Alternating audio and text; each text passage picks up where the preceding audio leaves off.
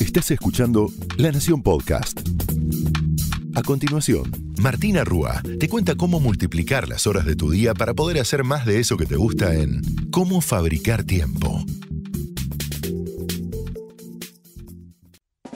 Leí en las noticias que el día no dura como antes. Apenas me levanto, es hora de acostarme. En 5 minutos te hago lo que hacía en 20.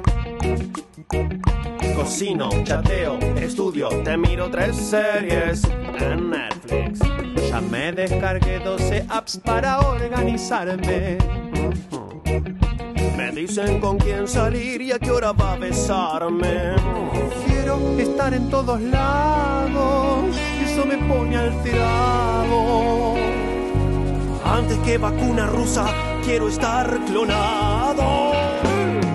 Quiero ir para allá y a la vez quedarme acá. Ir a todas las juntadas mientras duermo en el sofá. Ser papá, ser mamá, embajador en Panamá. Trabajar independiente y sueldo fijo de gerente. Mientras no cepillo mis dientes y respondo los mails de clientes.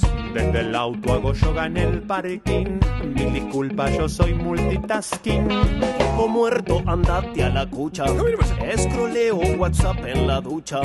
Tengo el celu en una bolsa Ziploc. Me enjabono y lo subo a mi TikTok. TikTok. Mientras troto en el gimnasio, entreno el baile del caño. Te hago 20 sentadillas cuando voy al baño.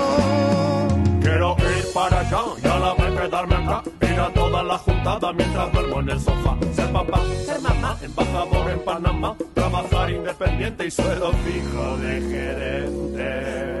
Bienvenidos a Cómo fabricar tiempo, donde te prometo que si invertís estos 20 minutos vas a multiplicar las horas de tu día para hacer más de eso que te gusta.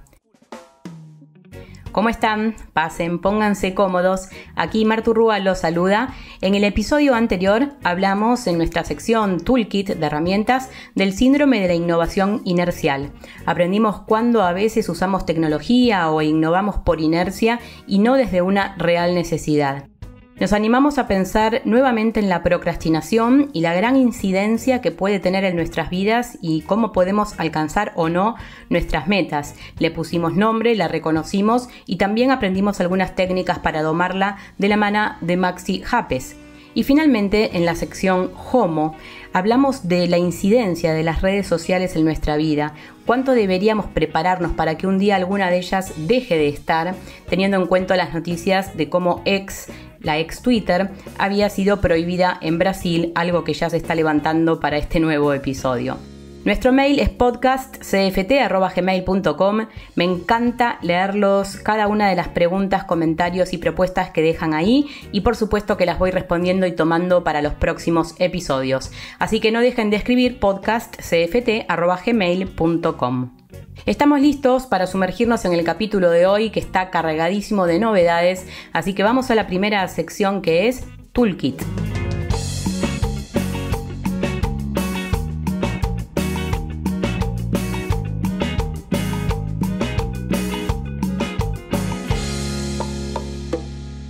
Hoy en Toolkit vamos a conocer una herramienta que les puedo asegurar que me dejó boquiabierta. La inteligencia artificial no es novedad, que está cambiando la manera en la que trabajamos. Nuestro trabajo de oficina, pero también nuestro trabajo creativo. Cómo enfrentarnos a la hoja en blanco es algo totalmente distinto desde que estas herramientas han llegado.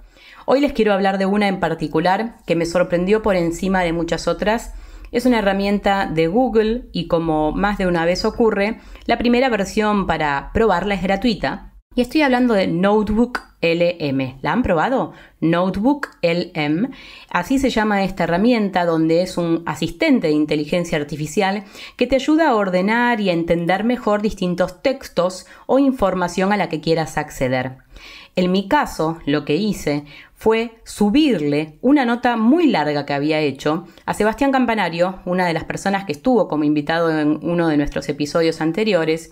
Yo a él le hice una nota para un suplemento del diario La Nación Una nota larguísima de 23.000 caracteres, que en nuestra jerga eso es muchísimo, y la subí. Esto es lo único que hice a la herramienta. Es decir, que un archivo de Word, de hecho lo tuve que pasar a PDF, lo subí como PDF a esta herramienta que se llama Notebook LM. En 9 minutos me entregó un podcast perfecto. Todavía solamente está en inglés, pero no quería dejar de mostrarles los resultados que puede tener, porque les puedo asegurar que fue tanta la sorpresa que tuve cuando escuché cómo había construido el podcast, cómo se generaba una conversación entre dos colegas, porque parecían dos colegas míos, un hombre y una mujer, que charlaban y le iban presentando al público en un podcast de 10 minutos, porque 10 minutos fue lo que me entregó con todos esos caracteres que subí, la nota que yo le había hecho a Seba, pero en formato podcast.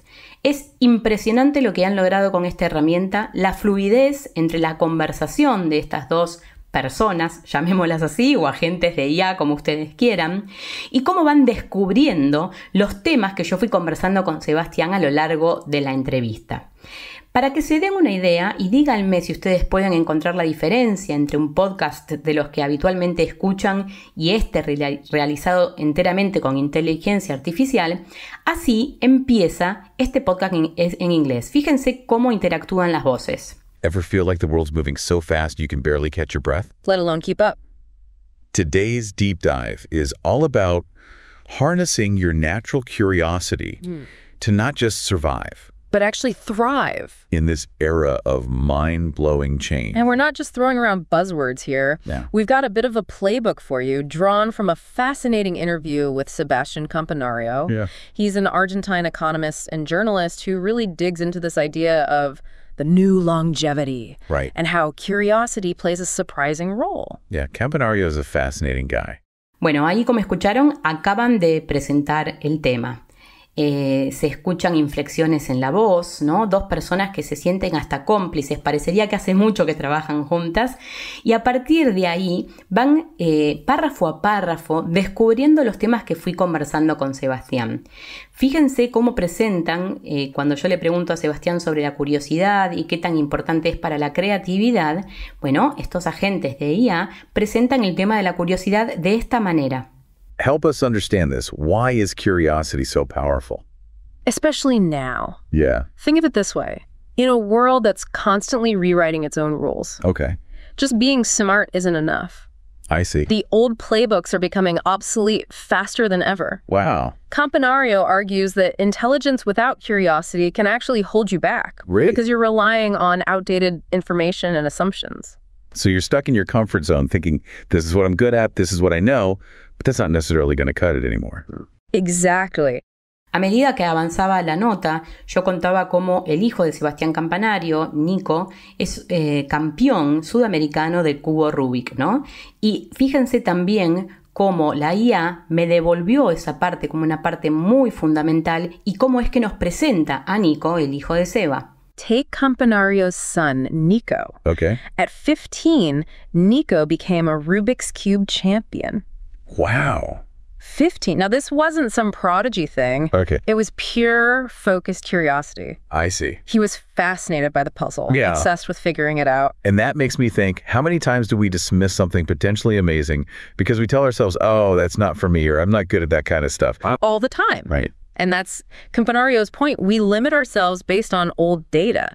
Estos son algunos de los fragmentos que tiene este podcast. Como les digo, acá les muestro algunos segundos, pero me devolvió una pieza completamente fluida, con muy pocas fisuras, Hubo algunos comentarios o algunas risas que te dabas cuenta que estaban de más o que no tenían mucho sentido, pero cómo fueron descubriendo los principales conceptos, creo que ninguno se quedó afuera.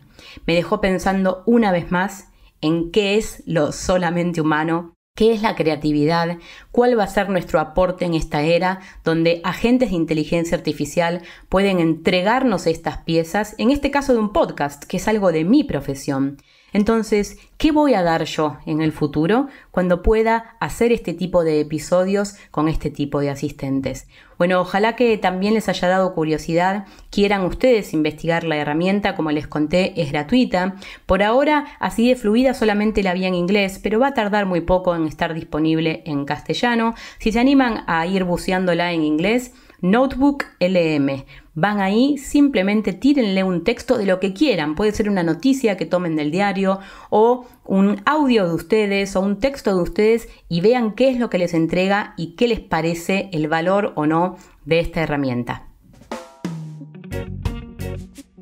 Seguimos adelante aquí en Cómo Fabricar Tiempo y ahora nos vamos a nuestra segunda sección donde conocemos a expertos, a expertas que nos ayudan a fabricar tiempo de calidad. Bienvenidos a Timekeepers.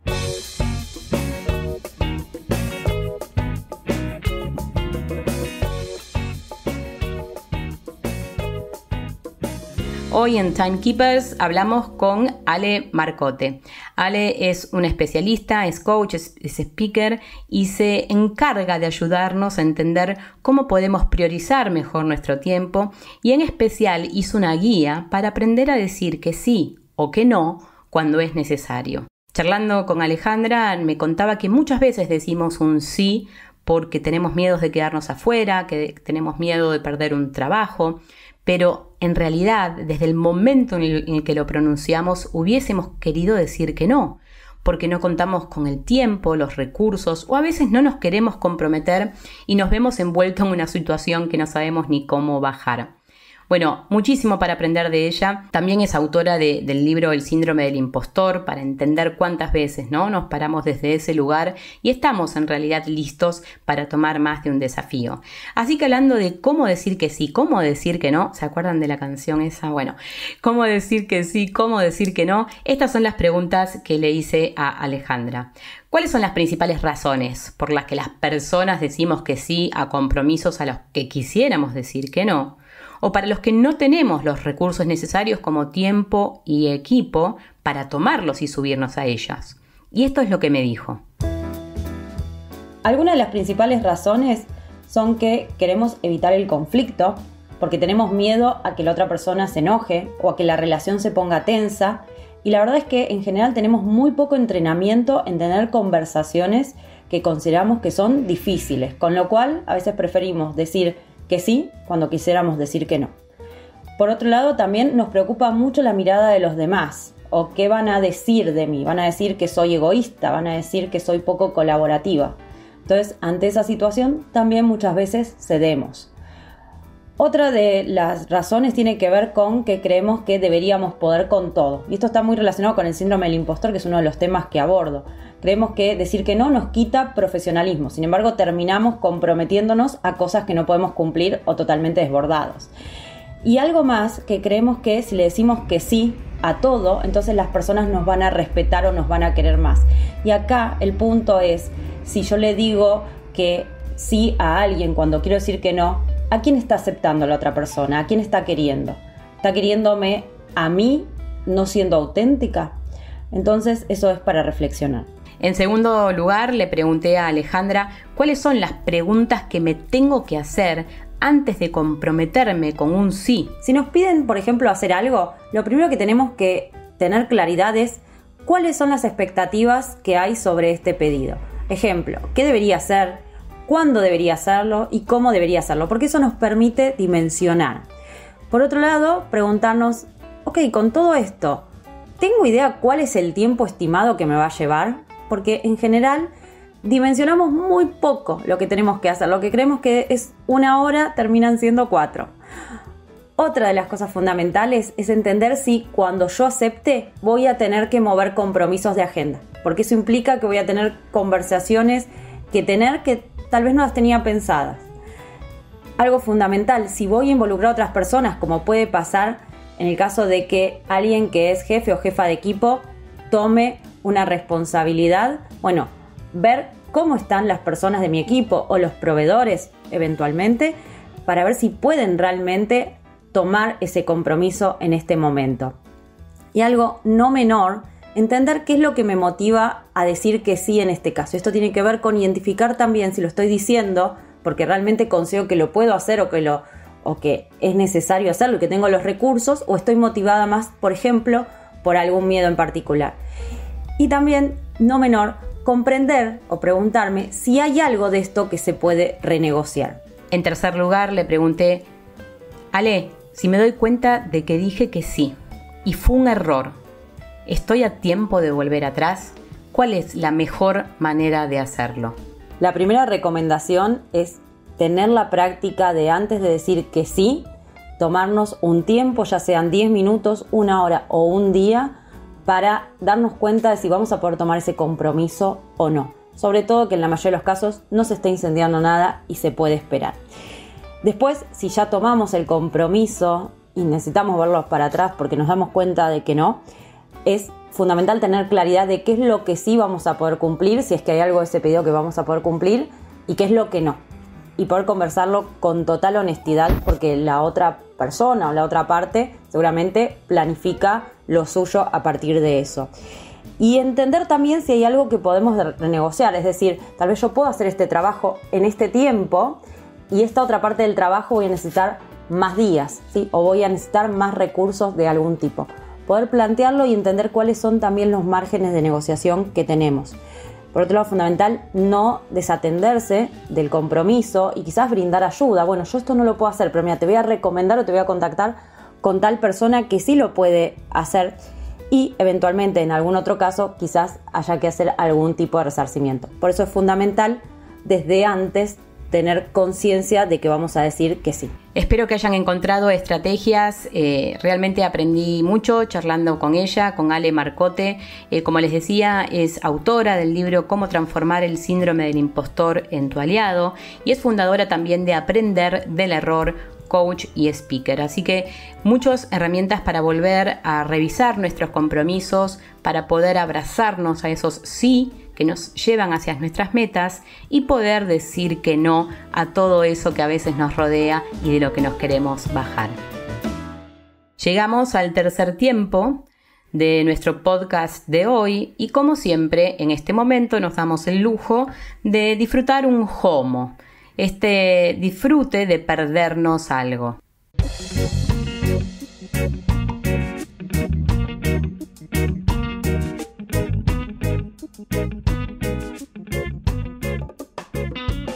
En nuestra sección de hoy estoy leyendo un libro que realmente me hizo volver a pensar al tiempo. Es de Gonzalo Iparraguirre. Gonzalo es divulgador y antropólogo. He hablado muchísimas veces con él y su nuevo libro tiene mucho para aportar a cómo pensamos al tiempo. Se llama El tiempo no es dinero. Tranqui el tema con el que empieza Gonzalo y nos invita a pensar en esto, ¿no? Y les pregunto a ustedes, ¿el tiempo es dinero? ¿Qué creen de esta frase? ¿Lo sienten así? Muchas veces en los cursos de manejo de tiempo que doy, muchas personas contestan el tiempo es dinero, ¿no? Porque es esa unidad que muchas veces en el mundo laboral sentimos muy real, muy diaria, ¿no? Si perdemos el tiempo sentimos que estamos perdiendo posibilidades y a veces dinero. Esta idea está sumamente arraigada en nuestro sistema económico-social y reproduce este imaginario que naturaliza que el tiempo es un recurso, ¿no? Esta simple oración es como que cristaliza una creencia que arrastramos de por vida, que el tiempo se puede tener, entonces lo podemos usar, gastar y ahorrar como si fuese dinero. Muchas veces la verdad es que yo me he referido al tiempo como un recurso y el nuevo libro de Gonzalo me dejó pensando en si lo es o no. El libro de Iparraguirre lo que hace es utilizar una unidad de análisis que el autor denomina despertar, descansar, despertar. Él dice que no podemos tener tiempo, no lo podemos usar ni manipular, pero sí que podemos pensar y reflexionar sobre cómo lo experimentamos. Él, a través de 5 capítulos, grandes 5 temas, trabaja cómo es que se nos juega el tiempo en nuestras vivencias, en nuestra cultura, nuestra economía, nuestra salud, la comunicación y la educación. Y cómo el dinero atraviesa todas estas 5, ¿no? Porque ahí está muy metido. Y Gonzalo me decía, el tiempo es tratado como un recurso y por lo tanto todo lo que hacemos en nuestra vida con nuestro cuerpo y con nuestra salud adquiere ese carácter más mercantilista, en el cual lo que se termina gestionando de algún modo siempre está vinculado a esa noción utilitarista del tiempo. Esto me decía Gonzalo, y él ofrece una mirada analítica, pero también hace todo un raconto histórico de cómo esa temporalidad, él la denomina temporalidad hegemónica, se fue imponiendo en distintos procesos históricos y contextos culturales. Y así se fue instalando como una obviedad y una idea naturalizada de que el tiempo solo puede ser pensado de este modo utilitario. Entonces el libro propone una mirada alternativa, por supuesto desde la mirada antropológica y sobre nuestra experiencia del devenir. Gonzalo propone que en vez de usar la palabra tiempo para todo, seamos más específicos. De esta obsesión que tenemos por decirle tiempo a todo, propone una estrategia que es la de la sustitución de esa palabra en situaciones específicas donde hay otra palabra más precisa. Ya sé que parecen trabalenguas, pero escuchen estos ejemplos. Él dice que darle exactitud al lenguaje le da también precisión a la representación de eso que estamos haciendo referido al tiempo. Un ejemplo es este. En vez de decir, me gusta que valoren mi tiempo, yo puedo decir, me gusta que valoren mi predisposición, mi dedicación, mi puntualidad, mi atención. En vez de decir siempre necesito tener más tiempo, ser específico y decir necesito una mejor organización o necesito más momentos disponibles. En vez de pensar quiero comprar tiempo, entender que quiero vivir más años, quiero terminar antes esto, quiero adelantar este proceso. La invitación que hace el antropólogo es a desnaturalizar nuestra apreciación por default del tiempo para recrear una nueva y más propia, ¿no? Una en la cual nuestro bienestar encuentre una sincronización de los ritmos naturales y las rítmicas culturales.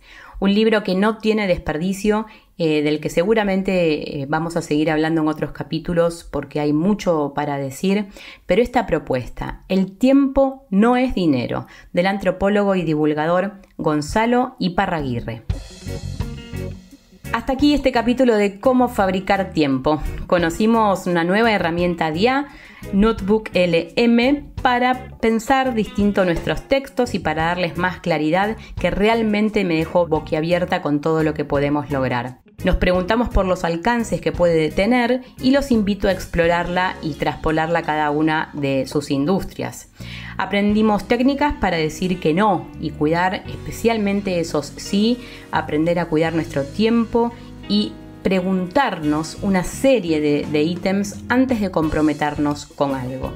Y finalmente, recién en Homo, conocimos el libro de Gonzalo Iparraguirre que nos ayuda a pensar al tiempo no como dinero, sino como algo que podemos experimentar de una manera nueva. Me entusiasma y me motiva a retomar esta conversación con ustedes como protagonistas, así que si encuentran algo de utilidad en esta propuesta, por favor compartan y denle seguir al podcast, así llegamos cada vez más a más personas. Mi nombre es Martu Rúa, el mail es podcastcft@gmail.com. La canción Multitasking es de Mamo Gutiérrez Arana y Rodo Fernández, el dúo de teatro, humor y música Tranqui 120. Y esto fue Cómo fabricar tiempo, donde te prometo que si invertís 20 minutos vas a multiplicar las horas de tu día para hacer más de eso que te gusta. Y recordá, lo importante no es que hagas más, sino que hagas mejor. Hasta el próximo episodio. Mientras ceno cepillo mis dientes y respondo los mails de clientes. Desde el auto hago yoga en el parking. Mil disculpas, yo soy multitasking. Llevo muerto, andate a la cucha. Escroleo WhatsApp en la ducha. Dejo el celo en una bolsacito. Me enjabono y lo subo a mi TikTok. Hace un año que hago coaching y estoy lleno de meetings. Y aunque vivo metaplanning, ya no doy a Boston. Quiero ir para allá y a la vez quedarme acá. Era toda la juntada mientras duermo en el sofá. Ser polite, ser frontal, ser un friki, ser normal, ser un monje de convento y el youtuber del momento.